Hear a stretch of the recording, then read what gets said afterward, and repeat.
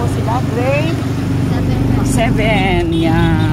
You know, I am a social studies teacher teaching world history and Hume's grade 12. Introduce yourself. Wait, beautiful.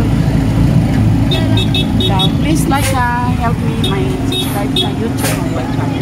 Erlinda B. Basilerio. Who am I? Mabuhay channel. Erlinda B. Basilerio. Nag-arrange po ba? Wala. Magtulungan tayo, ha? Name mo maganda. What's your name?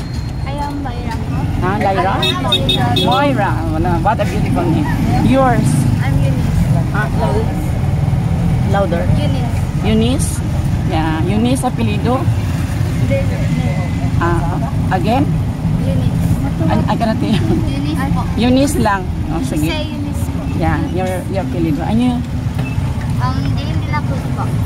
De la Cruz. First name? Jane. Jane. Yeah. Jane and Carson. But I love you. So, thank you. I miss my high school students. I've been teaching grade 8, world history, AP and ASP. Just this June, nag-retire ako. And grade 12, Hume's, political science, like that.